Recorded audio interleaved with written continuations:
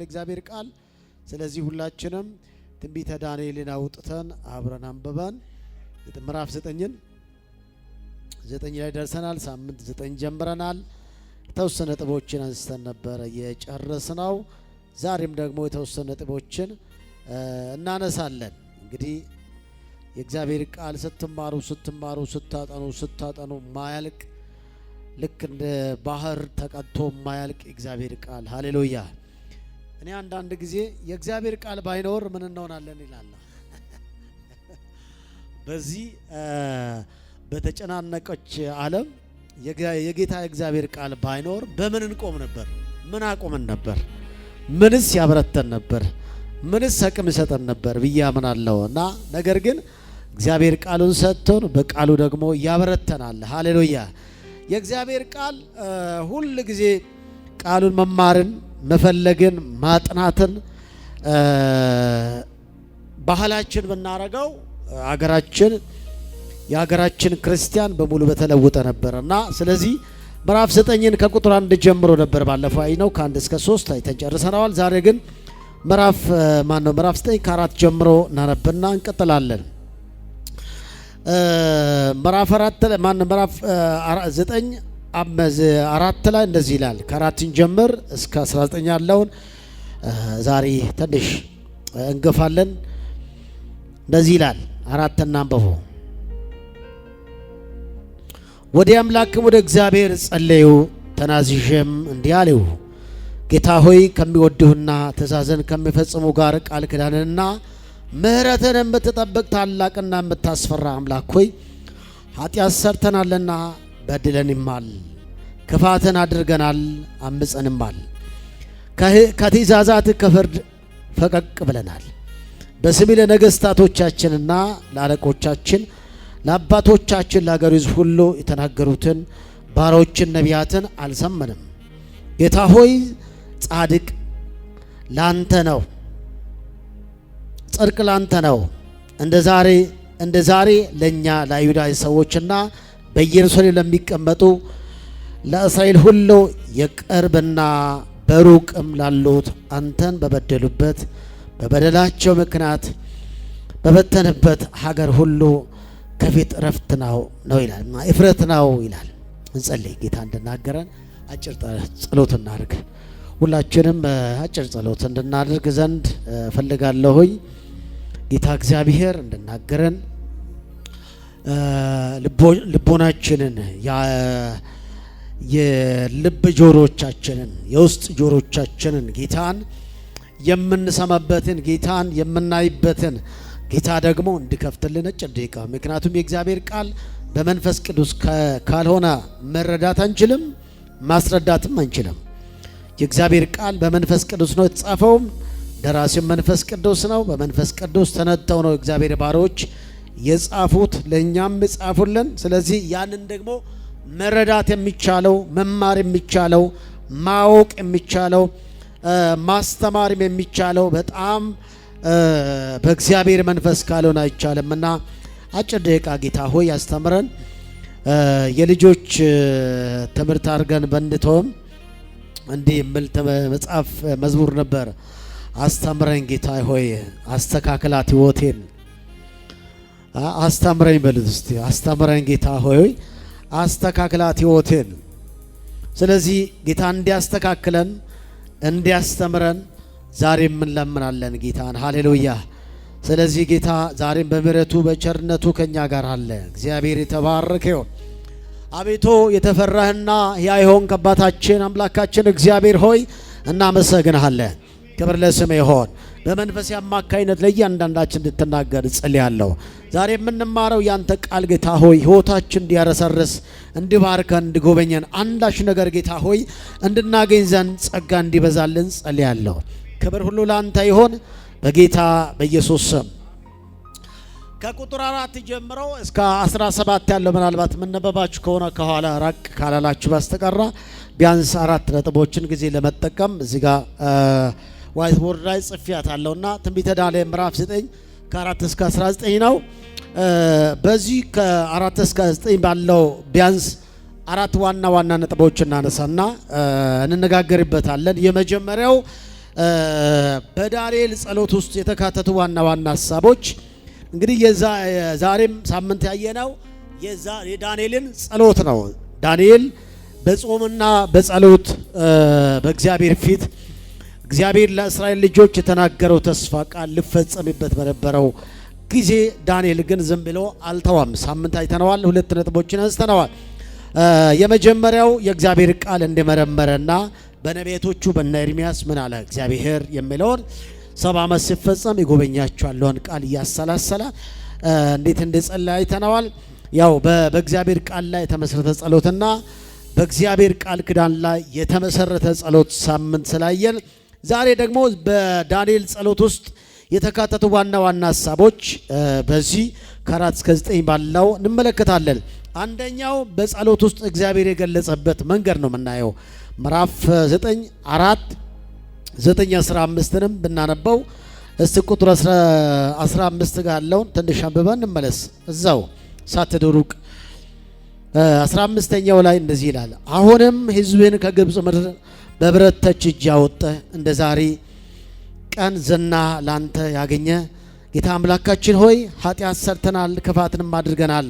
ጌታ ሆይ ስለ ኃጢአታችንና ስለ አባቶቻችን በደል ኢየሩሳሌምና ሕዝብ በዙሪያችን ላለ ሁሉ መሰደቢያ ሆነዋልና እንደ ጽድቅ ሁሉ ቁጣና መዓት ከከተማ ከኢየሩሳሌም ከቅዱስ ተራራ እንዲመለስ እለምንሃለሁ ይላል። ዳንኤል ጸሎቱ እግዚአብሔር የገለጸበት መንገዶች ስንመለከት በዳንኤል በጸሎቱ ስለ እግዚአብሔር የሚከተሉትን ተናግረዋል።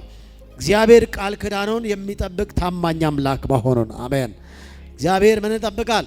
ቃል ኪዳንን እዚች ውስጥ የምታገኙት ነውና ቃል ኪዳን የሚጠብቅ ታማኝ አምላክ መሆኑን፣ ታላቅና የሚያስፈራ አምላክ እንደሆነ፣ የእስራኤል አምላክ እንደሆነ ይገልጸዋል። ጌታ ይባረክ። እግዚአብሔር መለጻቸው ሀሳቦች ውስጥ ታማኝነቱ፣ መሐርነቱ፣ ይቅርባይነቱና ጻድቁ እግዚአብሔር ባህሪያቶች የሚጠቀሱ ናቸው። ጌታ ይባረክ። እግዚአብሔር ምንድነው? ታማኝ ነው፣ ጻድቅ ነው፣ መሐሪ ነው ይላል። አሜን። እንደዚህ ከእግዚአብሔር ባህሪያቶች የተወሰኑትን ነገር ነው በዚህ ክፍል ላይ ዳንኤል የገለጻቸው። እነዚህም ምንድናቸው? ታማኝነቱ። እግዚአብሔር ምንድነው?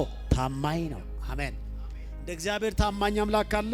የለም። የትም ብትፈልጉ ታማኝ የሆነው ለአብርሃም የታመነ ለእኛም የታመነ አምላካችን ዛሬም እንዳለ ይገልጻል። ሁለተኛው ደግሞ መሐርነቱን። እግዚአብሔር ምንድነው? መሐሪ ነው ይለናል። አሜን። እስቲ እግዚአብሔር ይምራል በሉ። እግዚአብሔር ባይምረን፣ እግዚአብሔር ባይጠብቀን፣ እግዚአብሔር ከኛ ጋር ባይሆን መቆም አንችልም። ባለፈው በረዶ እየዘነበ ነበርና አንድ ነገር አሰላሰልኩኝ፣ የጌታን ታላቅነት። በረዶው አካባቢውን ትንሽ አንቀጠቀጠውና ስለዚህ ያልደነገጠ ሰው አለ ብዬ አላስብም። እንዲህ ልክ ቆርቆሮ ላይ ከሰማችሁ ልክ በመሳሪያ የሚደበደበው የሚመስለው ጣሪያው። እግዚአብሔር እኮ ባይመረን በትንሽ ደቂቃ ውስጥ እኔ አንዳንድ ጊዜ አስባለሁ የኛ ጀግንነት፣ የኛ ጠንካራነት፣ የኛ ኃያልነት በእግዚአብሔር ምሕረት ውስጥ ካልሆነ በስተቀር በምንም ሊቆም አይችልም። እንደውም እግዚአብሔር እቺ የምንቀመጥባትን መሬቷን ትንሽ ነቅነቅ ቢያረግ ምን እንደሚውጠን ታውቁታላችሁ። እንደው ትንሽ እንደ ልፍት ብድግ ዝቅ ከፍ ዝቅ ቢያረጋችሁ ካላችሁበት ምን አይል ምን እንደሚሰማኝ ታውቁታላችሁ። እግዚአብሔር ግን መሐሪ ነው። አሜን አሜን። መቆማችን ምን አስተዋልኩ መሰላችሁ? በረዶው እየዘነበ ጌታ ሆይ ለምሕረት አርግልን አልኩኝ እና መቼም በረዶው ሲዘም የቁጣ ምልክት እንጂ የበረከት አይደለም። በረዶው ከፈርዖን ጊዜ ጀምሮ ስትመለከቱ ያው በረዶው ቁጣ አለበት ነው።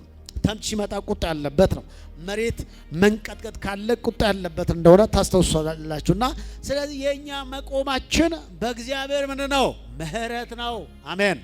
ነብዩ ኤርሚያስ እንደገለጸው ያልጠፋ ነው ከእግዚአብሔር ምሕረት የተነሳ ነውና ርህራሄም አያልቅም። የምሕረቱ ውጤት ነን። አሜን ነው ወይ? መቆማችን በማን? በእግዚአብሔር ምሕረት።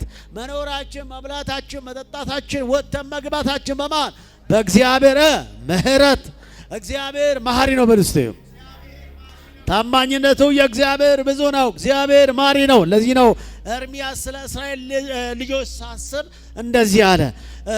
ምናልባት ሰቆቃወ ኤርምያስን ስንማር አይተነዋልና የመጀመሪያው አሰበ፣ ጸለየ፣ ተናገረ፣ ተናዘዘ። ስለ እስራኤል ስለ ሀገሪቱ እያሰበ ያዝን ነበር። ቀጥሎ ደግሞ ስለ እግዚአብሔር ፍርድ እውቅና ሰጣ። ሰቆቃው ላይ ስትመለከቱ ሶስተኛ ግን በእግዚአብሔር ላይ ተስፋ ሲያደርግ እንደዚህ አለ፣ እግዚአብሔር አይጥልም፣ ያልጠፋነው ከእግዚአብሔር ምሕረት የተነሳ ነውና ርኅራኄ አያልቅምና ማለዳ ማለዳው አዲስ ነው። ስለዚህ ጌታ ጨብጭቡለት። ሃሌሉያ። ምሕረቱ ታማኝነቱ ዛሬም ለዘላለም ያው ነው። ሃሌሉያ። ያልጠፋችሁ የቆማችሁ በእግዚአብሔር ምሕረትና ርኅራኄው ነውና ስለዚህ ጌታን እናመሰግናለን። ስለዚህ መሐሪነቱን ከዛ ይቅር ባይነቱን አሜን። እግዚአብሔር ይቅር ይላል። እግዚአብሔር እስቲ ይቅር ባይ ነው በሉ። አዎ ቀጥለው ይቅርታው እና ጻድቅ አባታችን እንደሆነ ከእግዚአብሔር ባህሪያት የተወሰኑ እነሱን ጠቀሳቸው። ዳንኤል በክፍሉ እነዚህን የእግዚአብሔር ባህሪያት የገለጸበት ምክንያት የእስራኤል ሕዝብ ከነበሩበት ሁኔታ በመነሳትና በወቅቱ እርሱ ከሚጸልየው ጸሎት ጋር የተገናኘ መሆኑ ነው። ሲያስበው የእስራኤል ሕዝብ አመፀኝነት፣ የእስራኤል ሕዝብ ክፋት፣ የእስራኤል ሕዝብ በደል፣ ቀጥሎስ የእግዚአብሔር ምሕረት፣ የእግዚአብሔር ታማኝነት፣ የእግዚአብሔር ጽድቅ፣ የእግዚአብሔር ጻድቅ ፈራጅነት። ሃሌሉያ። እነዚህን ሁሉ እያሰበ ነው የሚጸልየው። ጌታ ይባላል። አንዳንድ ጊዜ ለጸሎት ተንበርካችሁ የሆነ ርዕስ የሚጠፋችሁ ከሆነ ጌታ አልገባችሁ ማለት ነው። የጌታ ታማኝነት ስንቱ ነገር አለ መሰላችሁ። ታማኝነቱን፣ ታላቅነቱን፣ ምሕረቱን ልታስቡ ያስፈልጋችኋልና ስለዚህ ይጸልይ። የእግዚአብሔር ታማኝነት ስጠቅስ እግዚአብሔር በአባቶች ዘመን የተናገረውን ቃል ኪዳን እንደፈጸመ በመናገር አሁንም እስራኤልን ከምርኮ ለመመለስ የገባውን ቃል ኪዳን እንደሚፈጽም እያሳሰበ ነው። አሜን ነው ወይ? ለአባቶቻቸው እግዚአብሔር አስቀድሞ ተናግረው ከግብፅ አወጣለሁ ብሎ እግዚአብሔር ተናገራቸው፣ አወጣቸው።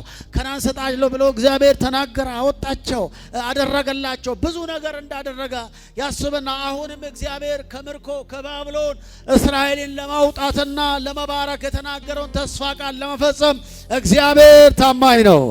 እስቲ የኔ አምላክ ታማኝ ነው በለው። እውነት ነው። እግዚአብሔር ዛሬም ለዘላለም ታማኝ አምላካችን ነው። እንደ እግዚአብሔር ታማኝ የለም፣ እንደ እግዚአብሔርም ያለ የለም። እስቲ እንደ እግዚአብሔር ያለ የለም በሉ። አትለም እንደማን ያለው እግዚአብሔር የሚገልጸው እንደዚህ እያለ ነው። አቤቱ የሰማይ አምላክ ሆይ ለሚወዱና ትእዛዝን ለሚያደርጉ ቃል ኪዳንን እና ምሕረትን የምትጠብቅ ታላቅና የተፈራ አምላክ ሆይ ይላል። አሜን። ነህምያ ምዕራፍ 1:5 ላይ ታገኙታላችሁ። አንተ እግዚአብሔር አምላክ ነህ። አብርሃም መረጥ፣ ከኡር ከከለዳውያን አወጣኸው፣ ስሙንም አብርሃም አለኸው። ልቦም በፊት የታመነ ሆነው አገኘው፣ ከእርሱ ጋር ቃል ኪዳን አደረገ። አንተ ጻድቅ ነህ፣ ቃልን ፈጸመ ይላል። ሃሌሉያ። እግዚአብሔር ጻድቅ ነው፣ ቃሉን ይፈጽማል። እግዚአብሔር ታማኝ ነው፣ የተናገረውን ያደርጋል። ይሄ ነው ብሎ ዳንኤል እግዚአብሔር ታማኝ ነው። በምንም ሁኔታ እግዚአብሔር ልንጠረጥረው አንችለውም። እግዚአብሔር የተናገረውን ያደርጋል። ጻድቅ ነው እሱ ታማኝ ነው። እሱ መሐሪ ነው። እሱ እውነተኛ አምላክ ነው። እንደ እግዚአብሔር ያለ ማንም የለም። ለዚህ ነው ሙሴ ዘዳግም ላይ ሲናገር እስራኤል ሕዝብ እንደዚህ አለ። እስራኤል ሆይ አለ እንደ እግዚአብሔር ያለ ማንም የለም። እንደው ሲጀምሩ ይላል እሹሩን ሆይ ለረድኤቴ በደመናት እንደሚሄድ እንደ እግዚአብሔር ያለ ማንም የለም ይላል። ሃሌሉያ። እስቲ እንደ እግዚአብሔር ያለ ማንም የለም በሉ። እንደ አምላክ ያለ ማንም የለም በሉ። እስቲ እንደ አምላካችሁ ያለው ማንም የለም። አሜን። እግዚአብሔር ታማኝ ነው።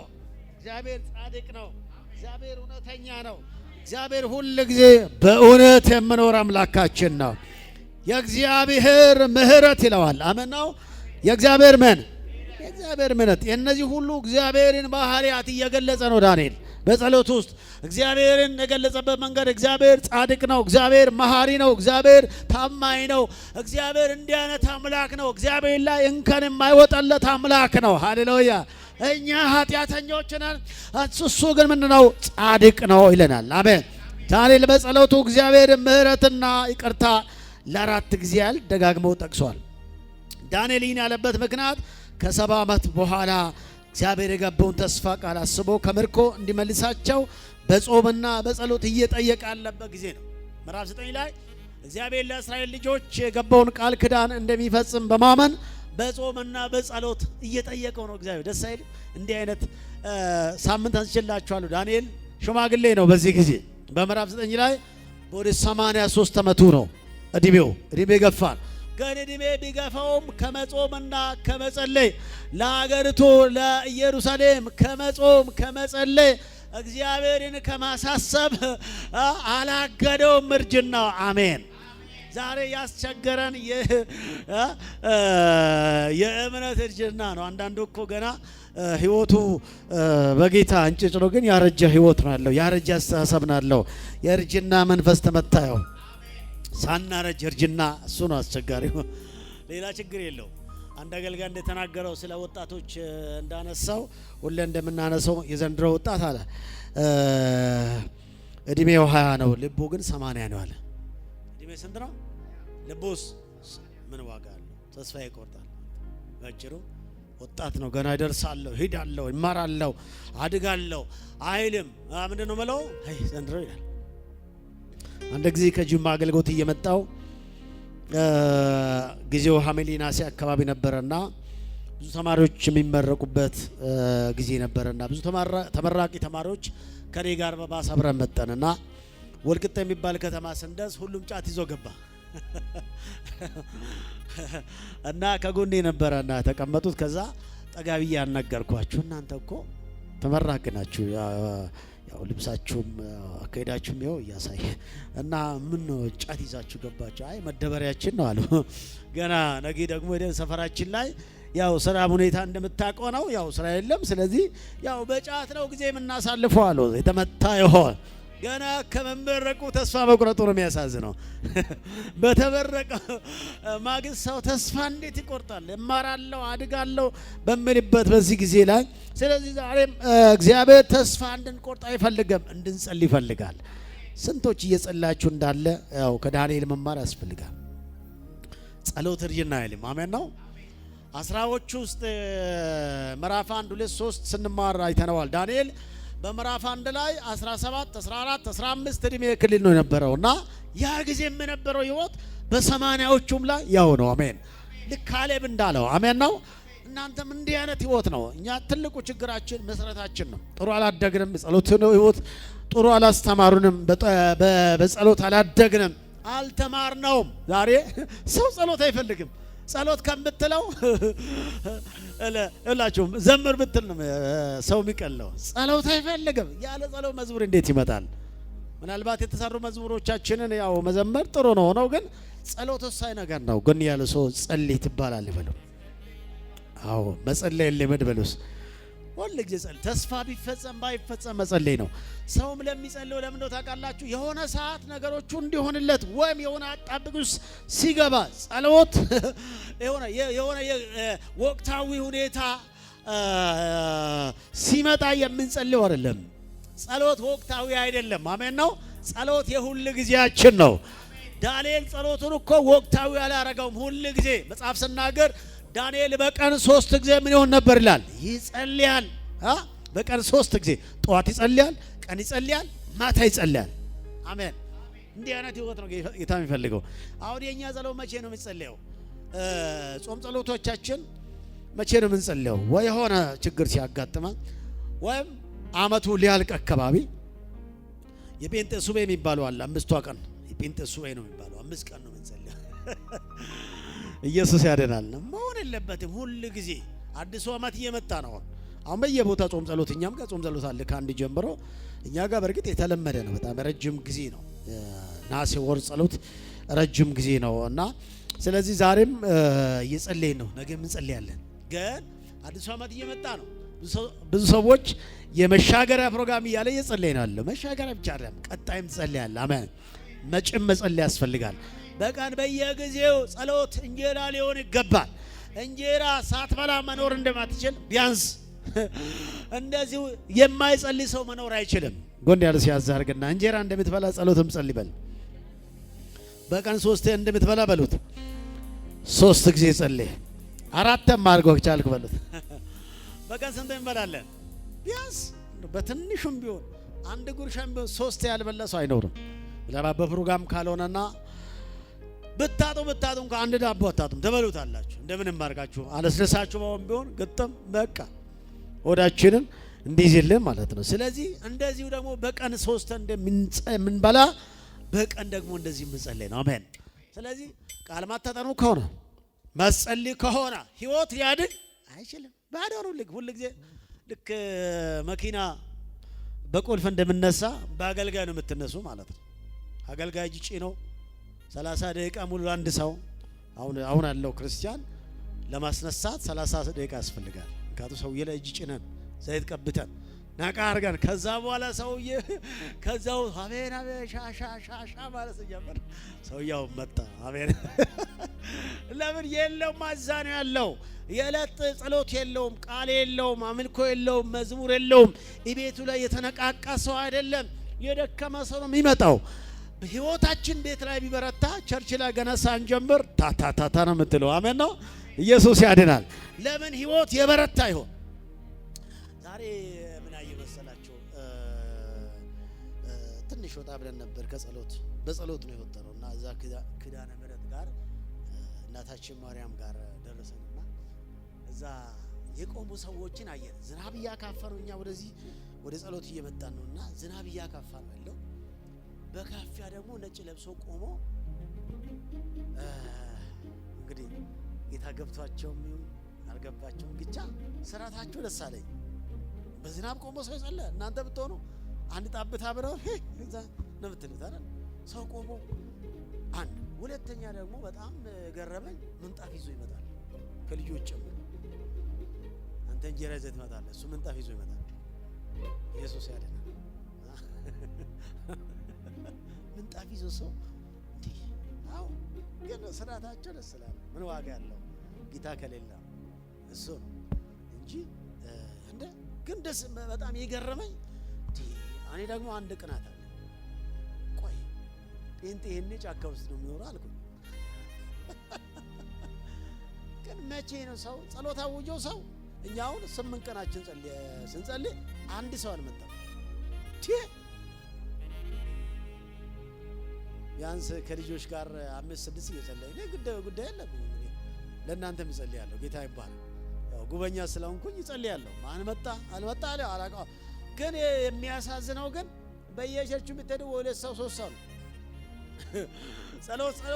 ጸሎት ከተባለ ሰው አይመጣም። ኮንፈረንስ ባጥም ነው የምለው። የተመታ ይሆን ሰው ዋናውን ትቶታልና። ዋናው ነው ተወው እኮ ጸሎት ዋናው እኮ ወዳጄ የቤተ ክርስቲያን የክርስቲያን የጀርባ አጥንት ነው። ጀርባ አጥንት ተሰበረ ማለት ህይወት ተሰበረ ይወላገዳል ማለት ነው። እግዚአብሔር ከዚያ ያወጣል እና ምን መሆን መጸለይ ያስፈልጋል ክርስቲያን። እሺ ቶሎ እንድንሄድና ስለ እግዚአብሔር ምሕረት ደጋግሞ ያነሳል ዳንኤል እና ምሕረቱ አያልቅምና ማለዳ አዲስ ነው። ሃሌሉያ። መዝሙር 5:7 ላይ እኔ ግን በምህረት ብዛት ወደ ቤት እገባለሁ። አሜን። እግዚአብሔር መሐሪ ነው። ኢየሱስ የተባረከን። እንደው ብዙ ነገር ጊዜ ስለማይበቃን ብዙ ጥቅስ ልጠቅስላችሁ አልችልም። አንድ የእግዚአብሔር ሰው እንደዚህ አለ፣ ምሕረቱ ለዘላለም ነውና እግዚአብሔር አመስግኑ የሚሉትን ጌጠኛ ልብስ ለብሶ የሚያመሰግኑትን ለእግዚአብሔር የሚዘምሩትን መዘምራን አቁሞ እንዲህ አለ። ስለዚህ ምሕረቱ ማን ነው? እንዲህ አለ፣ ምሕረቱ ለዘላለም ነው፣ እግዚአብሔር አመስግነው። ሁለተኛ ዜና ምዕራፍ 21 ላይ ንጉሱ ሕዝቅያስ እንደዚህ አለ እና አመስግኑ እግዚአብሔር ኢዮሳፌጥ እግዚአብሔር አመስግነው ምሕረቱ ለዘላለም ነው፣ ምሮናል፣ ይቅር ብሎናል፣ ተናግሮናል። ሃሌሉያ። እስቲ ምሕረቱ አያልቅምና በሉ። ምሕረቱ አያልቅምና ለዘላለም ቸር ነው። ኢየሱስ ያድናል። ምሕረቱ ምን አይሆንም? እስቲ አያልቅም በሉ። የእግዚአብሔር ምሕረት ምን አይሆንም? መሐሪ ነው። ስለ እግዚአብሔር ምሕረት ብዙ ያነሳል። ይሄ ሕዝብ እኮ በአንተ ባትምርና አንተ ባትጠነቀቅለት እኮ አልቆለት ነበር፣ ሞቶ ነበር፣ ወድቆ ነበር። ግን አንተ ግን ምንድነህ? መሐሪ ነህ። አንተ ግን ይቅር ባይ ነህ። ዳንኤል እንደዚህ ነው የሚጸልየው። ዋው አንተ እኮ መሐሪ ነህ ይላል። ኢየሱስ ያድናል። ነገር ግን እግዚአብሔር በምሕረቱ ባለጠጋ ስለሆነ ከወደደን ከትልቁ ፍቅሩ የተነሳ በበደላችን እንኳን ሙታን በሆነን ጊዜ ከእርሱ ጋር ሕይወት ሰጠን። ኤፌሶን ምዕራፍ 2:4-5 ተመለከቱ። እግዚአብሔር ምሕረቱ ምንድን ነው? ባለጸጋ ነው። ዋው ለዚህ ነው እኮ ነው የኛ ክፋት የሰው ብዛት ጥፋት የበዛ ቢሆንም እግዚአብሔር ግን በምሕረቱ ተሸክመን በምሕረቱ ያዘን በምሕረቱ አቆመን በምሕረቱ ያዘምረናል። ሃሌሉያ! እስ እግዚአብሔር መሐሪ ነው በሉ። ስታመሰግነው የላችሁ ዳቦ እንጀራ ስላገኛችሁ አታመስግኑ። ስለ እግዚአብሔር ምሕረት ስለማረ አሜን። ቸርነቱ ስለመወደደን ስለማረን ሃሌሉያ። ስለ እግዚአብሔር ምሕረት ልታመሰግኑ ይገባል። ስለ ጎደለ አይደለም። እውነት ነው። የጎደለ ነገራችሁ ልባችሁን አይዝም እያልኩ አይደለም። ያይዛል። የተራበ ጆሮ ማን ነው? የተራበ ሆድ ጆሮ የለም ባለው አንድ ምግብ ቤት ሽሮ ሜዳ አካባቢ የተራበ ሆድ ምን የለውም? ጆሮ የለውም፣ አይሰማም። ቢያንስ የሆነች ነገር ካልበላ አትመጣም አይደለ? ቢኒሾ እንዴት ነው? የሆነ ስራ ላይ ውለ ሆዲ ባዶ ሆኖ ወዴት ነው የምታስበው? ቸርች ነው አይደለም? ወደዛ ነው። ቢያንስ እቺ እንትናንም አስገብተው መምጣት ነው። ልክ ነው። ራሊቲ እኮ ነው። እና ሰው ልክ ነው። ጆሮ ይዛል፣ አይሰማም። ግን ያ ሁሉ እንዳለ ሆኖ ግን ስለ እግዚአብሔር ምሕረት ስትቆሙ ስለ ምሕረት፣ ስትገቡ ስለ ምሕረት፣ ስትሰሩ ስለ ምሕረት፣ ስትጸልዩ ስለ ምሕረት፣ ስታገለግሉ ስለ ምሕረት እያሰባችሁ ነው ማመስገን አለባችሁ። እግዚአብሔር ጸጋውን ያብዛልን፣ ምሕረቱን ያበዛልን። ጌታ የተባረከ ይሁን። ሌላ የእግዚአብሔር ጽድቅ ብለው ዳንኤል በዚህ የሚገልጸው ጻድቅ ነው እግዚአብሔር ይላል። እና ዳንኤል በዚህ ምዕራፍ ጸሎቱ ጻድቅ የሚለውን ቃል ለሶስት ጊዜ ተጠቅመዋል። እና ዳንኤል የእግዚአብሔር ጻድቅ አምላክ መሆኑን ደጋግሞ ያነሳው በእስራኤል ላይ በደረሰባቸው መከራና በተቀበሉ ከባድ ቅጣት ውስጥ እግዚአብሔር ፍርድ ትክክለኛ መሆኑን ነው የሚያሳየው። እግዚአብሔር ጻድቅ ፈራጅ ነው። ትክክል ነው እግዚአብሔር። አሜን። እግዚአብሔር ጻድቅ ነው ብለው ጻድቅ ነው ማለት ትክክል ነው ማለት ነው። ጻድቃን ናቸው ስትባሉ ትክክለኛ ሕይወት አገኛቸው ማለት ነው። ትክክል ነው እያለ ነው። በደረሰባቸው መከራ፣ በደረሰባቸው ቅጣት፣ በደረሰባቸው ነገር ሁሉ እግዚአብሔር ምንድን ነው? ጻድቅ ነው። እስቲ ጻድቅ ነው በለው። አዎ የእግዚአብሔር ጽድቅ ሲያነሳ ይህንንም ለማስረዳት የእስራኤል ሕዝብ በተደጋጋሚ በእግዚአብሔር ሕግ ላይ ማመጻቸውንና እግዚአብሔር በነቢያ በኩል የላከው የመመለስ ጥሪ ለመቀበል እምቢ ማለታቸውን በጸሎት ውስጥ ደጋግሞ ገልጿል ነቢዩ። እምቢተኛ እስራኤል፣ እግዚአብሔር ጻድቁ አሜን። ትክክለኛ እግዚአብሔር፣ ትክክለኛ ያልሆነች እስራኤል እያለ ነው። አንተ ጻድቅ ነህ፣ እኛ አጥፍተናል፣ እኛ በድለንሃል፣ አንተ ግን ትክክል አድርጋል። ትክክለኛ አምላክ እግዚአብሔር ሃሌሉያ። እስቲ እግዚአብሔር ትክክል ነው በሉ። እግዚአብሔር ምን ነው? እንደ እግዚአብሔር ቅዱስ የለም፣ እንደ አምላካችን ጻድቅ የለም። አትታበዩ፣ በኩራት አትናገሩ፣ እግዚአብሔር አዋቂ ነው አለችው ሐና። እስቲ እግዚአብሔር ጻድቅ ነው በሉ። ትክክለኛ ነው እሱ፣ እንከን የለሽ እውነተኛ ነው እሱ ሁል ጊዜ። ለዚህ ነው እኮ ቤቱ የሚያኖረን አሜን። ትክክለኛ አምላክ ስላዘን፣ ትክክለኛ አምላክ ስላለን፣ እውነተኛ አባት ስላለን፣ ከአባታችን ጋር ስላለን አሜን። ትክክለኛ አባት አለን። እስቲ እግዚአብሔር ጻድቅ ነው በለው። ሐና እንደዚህ ያለችው አይደል? አንደኛ ሳሙኤል ምዕራፍ 2:2 ላይ እንደዚህ ያለችው እንደ እግዚአብሔር ቅዱስ የለምና እንደ አምላካችን ጻድቅ የለምና እና ካንተ በቀር ቅዱስ የለም። እስቲ እግዚአብሔር ቅዱስ ነው በለው። ቅዱስ እግዚአብሔር ያለ የነበርከው አንተ እኮ ነህ ለኔ ከለላ የሆንከው ቅዱስ እግዚአብሔር ያለ የነበርከው አንተ እኮ ነህ ለኔ ከለላ የሆንከው ሌላማ ምን ከፍልሃለው? ምስጋና ለስሜ ሰዋለው። ሌላማ ምን መልሳለው? ምስጋና በፊቴ ሰዋለው። ሃሌሉያ። ቅዱስ እግዚአብሔር ያለ የነበርከው አንተ እኮ ነህ ለኔ የሆንከው ልሄድማ ምን መልሳለሁ ምስጋና ለስሜ ሰዋለሁ ልሄድማ ምን መልሳለሁ ምስጋና ለስሜ ሰዋ። እስቲ አንድ ጊዜ ቅዱስ እግዚአብሔር ያለ የነበርከው አንተ እኮ ነህ ለኔ ከለላ የሆንከው ሌላማ ምን መልሳለሁ ምስጋና። ሃሌሉያ! እስቲ እግዚአብሔር ቅዱስ ነው በሉ እስቲ።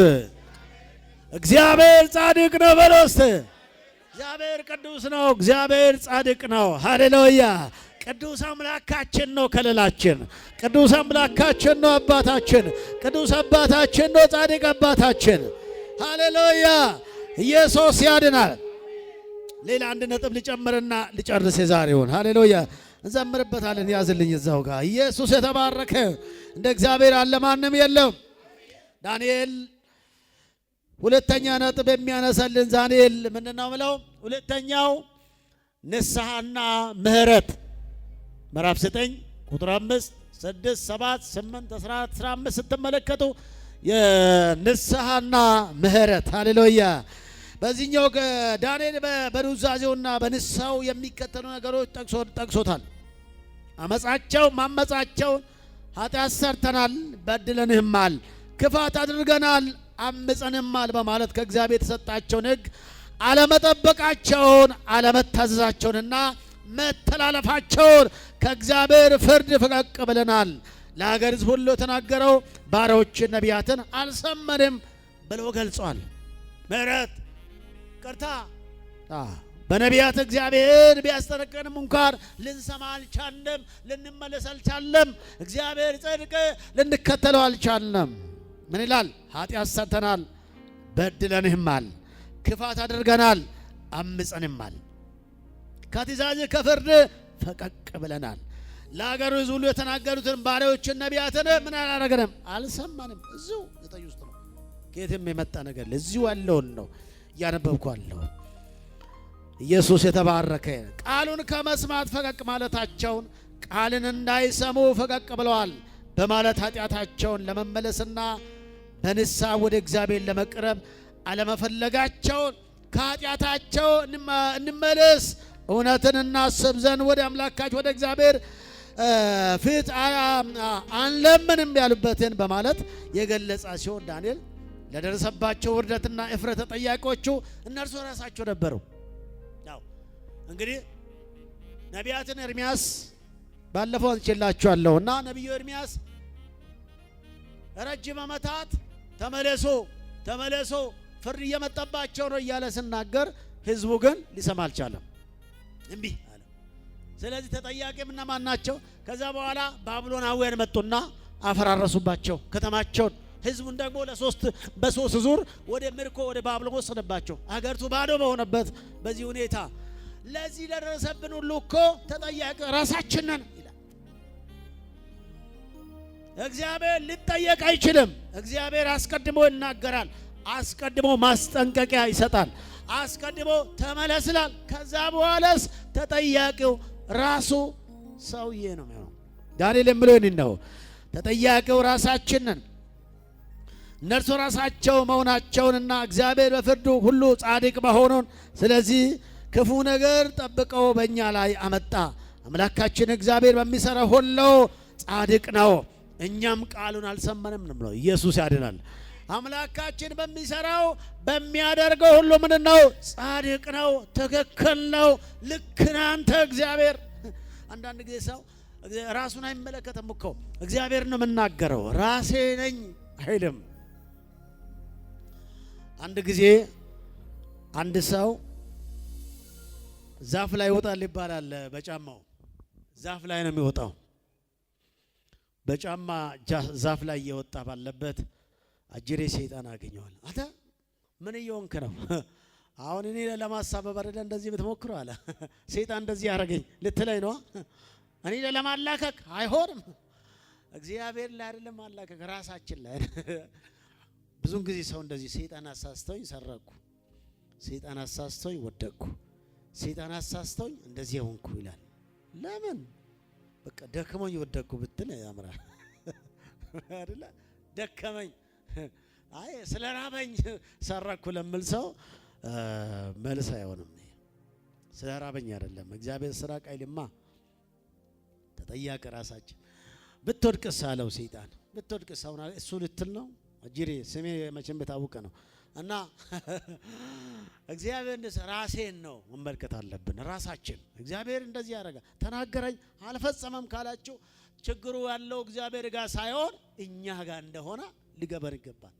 ያው እግዚአብሔር ትክክል ነው፣ እውነት ነው፣ ጻድቅ ነው፣ እውነተኛ አምላክ ነው። አንተ ጻድቅ ነህ፣ መልካም አድርጋል፣ እኛ ግን ክፉ ሰርተናልና ስለዚህ ክፉ ነገር ክፉን ጠብቆ በእኛ ላይ አመጣ። አምላካችን እግዚአብሔር በሚሰራ ሁሉ ምንድነው? ጻድቅ ነው። እኛ አልሰማነው በማለት ነው። ዳንኤል ምንም እንኳን ለእግዚአብሔር ታማኝ በእግዚአብሔር የተወደደ ጻድቅ ሰው ስለመሆኑ የተመሰከረለት ሰው ነው። ቢሆንም ግን በእስራኤል ሕዝብ ለደረሰባቸው ቅጣት ተጠያቂነት ያደረገው ሌሎችም ብቻ ሳይሆን ራሳቸውን ጭምር ነው። ያው ሰው ዛሬ ለራሱ ተጠያቂ መሆን ሲገባው ለሌላው የሚለው እንትና እንደዚህ አድርገው እንትና እንደዚህ አድርጎኝ ራሴ ነው የምመለከተው። ራሴ ለዚህ ለውድቀቴ ራሴ ነው። ራስን መጠየቅ አለብን። ዳንኤልን ነው የምለው እኛ ነን። አንተ ግን መሐሪ ነህ። ለምሳሌ 6 5 6 7 ስታነቡ እንደዚህ ነው የምለው። እዚህ ጋር 5 6 5 እንደዚህ ይላል ኃጢአት ሰርተናልና በድለንማል፣ ክፋት አድርገናልና አምፀንማል፣ ከትእዛዝ ከፍርድ ፈቀቅ ብለናል። በስሜ ነገሥታቶቻችን አለቆቻችን ለአባቶቻችን ለአገሩ ሕዝብ ሁሉ የተናገሩትን ባሪያዎችን ነቢያትን ምን አላረግንም? አልሰማንም። አለመስማት ችግር ነው። ሰው ዛሬ ጌታ ሲናገር አይሰማም። ግን ተላልጠው ከዛ በኋላ ግን ይመጣል። አንዲት ሴት መከርኳት፣ ገሰስኳት እና በሰዓቱ ልትሰማኝ አልቻለችም። አንድ ነገር አይቼ ነው አየሁት። ጌታ አሳየኝ። እጮኛሞች ናቸው በእለቱ እና ጌታ ግን ተጋብቷል አለኝ። የተጋባውን ሰው ልታጋባቸውን አለኝ ጌታ። እንዴ ምን ተማርኛ ነው ጌታ ሆይ ብዬ ደነገጥኩኝና ጸለይኩ። ኦሬዲ አብሮ ኑሮ ጀምሯልና እዛ ጠራዋቸው። እንደ ቤተክርስቲያን አገልጋይ ጠራዋቸውና አይ ጌታ እንደዚህ ያሳየኝ ምንድነው እናንተ ጋር ምን ችግር አለ አልኳቸውና ስላቸው እሷ ትንሽ ለመደበቅ ሞከረች። እሱ ግን የእግዚአብሔር ሰው ምንም እንደብቆ ነገር የለም ወድቀናል አለ። ተባረክልኝ። ደስ አይልም? በቃ ወድቀናል ነው። በቃ ምንም ምረን ለመቀበል ወድቀናል ነው። የወደቀ ወድቅ ያለው ስለዚህ ምን ያስፈልጋል? ንስሐ አይደል? ወድቅ ያለ ላለ ሰው ንስሐ ነው። እግዚአብሔርም እኮ ወድቀሃልና ውደቅ አይደለማ ወድቀናል እና ምን እናርግ? እሰው በፍጹም ልትቀበል አልቻለችም። ስለዚህ በኋላ 3 ዓመት ኃይል ተላላጠች፣ ወጣች ከቸርችም ከሐሳብም ከእግዚአብሔር ሐሳብ ወጣ ተላልጣ ከረጅም ጊዜ በኋላ ዞረ መጣች እና አልኳት በድያለሁ አለች። እኔ ጋር ችግር የለም አልኩ። እኔ መልእክተኛ ነኝ። ጥቅሙ ላንቺ ነበርኩ። በሳቱ ብትመለሺ ይጠቅምሽ ነበርኩ። እሱ ልክ እንደተመለሰ ንስሐ ብትገቢ ከዛ እሺ በቃ ጸለይኩላት። ጌታ ሆይ ሕይወቷን አቅናላት ብዬ በኋላ ሊሳካላቸው አልተቻለም። ያው አስቀድሞ የተበላሸ ነገር እንዴት ሆኖ ሊመጣ ይችላል? በኋላ ግን ያው አልቀጠሉም። በመሃላቸው ያው ስጋ ገባ፣ ሰይጣንም ገባ። ያው ጮኝታቸውም ሊቀጥል አልቻለም፣ ፈረሰ። እግዚአብሔር ከዛ ይጠብቀን። ምን ልላችሁ ነው? ቀደም ብሎ ጌታ ሲናገር እግዚአብሔር ሲያስጠነቅቀን ምን ማለት ያስፈልጋል? መስማት ያስፈልጋል፣ መታዘዝ ያስፈልጋል። ሰው አልሰማ ብሎ የሚከፍለው ዋጋ ቀላል አይሆንም ወዳጄ። ባጭሩ እኮ ልጁ እንደተመለሰ ብትመለስ እኮ ምንም ጉዳት የለውም። እግዚአብሔር ዛሬም ንስሐ ገብተን እንድንመለስ ይፈልጋል እንጂ እኮ እሱ መሐሪ አባታችን ነው። አሜን። ጻድቅ አምላካችን ነው። አሜን። ኃጢአትን ቢቀጣም እግዚአብሔር እኮ እንደገና ይምራል እኮ ይራራል እኮ። እግዚአብሔር ከሁሉ በላይ የሚመለሰውን ሰው ይፈልጋል። ኢየሱስ ያድናል። ስንመለስ ጌታ ደግሞ ይባርከናል፣ ይለውጠናል፣ ሰው ያደርገናል፣ ይቀበናል፣ እንደገና ልጆቹ ሊያደርገን አለ ኢየሱስ። ሃሌሉያ። ስለዚህ ጌታ መሐሪ ነው በልስቲ። አዎ ንስሐና ምሕረት እኛ ጥፋት አጥፍተናል ይቅር በለን በቃ በንስሐ እውነተኛ ንስሐ በእግዚአብሔር ፊት መግባት መናዘዝ ጥሩ ነው። ጌታ ያንን ነው የሚሰማው። ያ የሚመለሰው ልብ ዳዊትን ታዩታላችሁ ብዙ ጊዜ በመጽሐፍ ቅዱሳችን ላይ። ዳዊት እኮ ከማንም በላይ እኮ ኃጢአት ይሰራል፣ ግን ልቡ ቅርብ ነው፣ ደንዳና አይደለም። ወዲያው ንስሐ ይገባል። ወዲያው ስቅልና አባቶ ይላል እና ማረኝ ነው ምለው። በቃ ልቡ የተሰበረ ሰው ነው። ቅዱስ መንፈስ አትውሰድብኝ እባክህ ይላል። ቀረብ ነው ብለው ወደ ጌታ አሜን ነው ወይ? ባጠፈነው ቁጥር በበደልነው ቁጥር ወደ እግዚአብሔር መቅረብ ንስሐ መግባት የእውነት ንስሐ መግባትና መመለስ ይሆንልን። እግዚአብሔር ይባርከን። አሜን። እግዚአብሔር ይባርከን። ስለዚህ 8:14 ላይ ይሄን ነው ማለት እግዚአብሔር ምሕረት፣ የእግዚአብሔር ቸርነት፣ የእግዚአብሔር ይቅርታ ይሄን እያሰበ ነው ዳንኤል የሚጸልየው። ዛሬም እኛ ምሕረት ልንጠይቅ ያስፈልጋል። አሁን ዛሬ ላለችበት አገራችን አሁን ላለችበት ክርስቲያን አሁን ላሉበት ይሄ ሁሉ እየከፈልን ያለነው ዋጋ ምን እንደሆነ ታውቃላችሁ? አባቶቻችን ያደረጉት ክፋት፣ እርኩሰት የተዘራ ዘር ሰው የዘራ ዘር እኮ ነው እያጨዳል ልጅ አባት የዘራው ልጅ ያጭዳልና። ስለዚህ ለትውልዱ መልካም እንደሆን ዛሬም መልካም ዘር እየዘራን ከጌታ ጋር አሜን ንስሐ እየገባን በእውነተኛ ንስሐ ወደ እግዚአብሔር መመለስ መናዘዝ ከጌታ ጋር መቀጠል ያስፈልገናል። እውነተኛ ክርስቲያን ሌትና ቀን ራሱን የሚመለከተው ቼክ አረጋል። ቼክ ራሱ የት ነኝ ምንድነው አለው ክርስቲያን ነኝ በእውነት ክርስቲያን ነኝ እንደው ኢየሱስ ውስጥ ነው ያለሁት ይላል። ልባቸው የሚንቀጠቀጥ ከሆነ ሁሉ ጊዜ ደስ ሊሉ ይገባቸዋል። እነዛ ክርስቲያኖች ልቡ ደንዳና ከሆነ ግን አደጋለሁ። ልባችሁ ሁሉ ጊዜ የሚንቀጠቀጥ ከሆነ እግዚአብሔር ይመለከታል። መጽሐፍ እንደምናገር እንደዚህ ነው አይደለ? ልባቸው ወደ ተሰበረ አይደለ? መንፈሳቸው ወደ ሚንቀጠቀጥ እመለከታለሁ እጎበኛለሁ አይደለም ብለው እግዚአብሔር እንደዚህ ነው የሚመለከተው። ሁሉ ጊዜ ንስሐ መግባት በእግዚአብሔር ፊት ራሳችን ማዋረድ ማፍሰስ ጌታ ይባርከን። ዳንኤል እየጸለየ ያለው ለሀገር ሁሉ ነው። እሺ ምልጃ ጸሎት ነው ዛሬ እየጸለየ ያለው። እሱ ግን ቁጭ ብሎ ለሀገር ሁሉ ለዓለም ሁሉ እየጸለየ ነው። ለምላ እስራኤል ለደረሰባቸው ለዛ ግፍ ጥፋቱ ደግሞ ራሳቸው እንደሆነው ደግሞ ያው የተገነዘበ እየጸለየ ያለው። እኛም ራሳችን እያየነው እስከ ፍጻሜ ከጌታ ጋር እንቀጥል ዘንድ ጌታ ጸጋውን ያብዛልን። አሜን ነው። ቅዱስ ነው እግዚአብሔር፣ ጻድቅ ነው እግዚአብሔር፣ መሐሪ ነው እግዚአብሔር፣ ይራራል እግዚአብሔር። ዛሬም በምሕረቱ ባለጸጋ ነው እግዚአብሔር። ዛሬም በምሕረቱ ይይዘናል፣ በምሕረቱ ይሸከመናል። ታማኙ ጌታ ደግሞ እንደነሱ አይነቶችን ጌታ ይቀበላል፣ ይመራል። አሜን ነው። ይራራል እግዚአብሔር። ስለዚህ የእግዚአብሔር ምሕረት ቸርነት አብሮን ስላለ ጌታን እጅግ አድርገን እናመሰግናለን። ባላችሁ በቁምና ያው ጊዜ ስለማይበቃ ነው 2 ነጥብ አንስቻለሁ። ቀጣይ ደግሞ 2 እናነሳለን። እንዲህ ያለን ደግሞ እንቀጥላለን ማለት ነው። ሃሌሉያ። እስቲ አስበው የእግዚአብሔር ምሕረቱን ቸርነቱን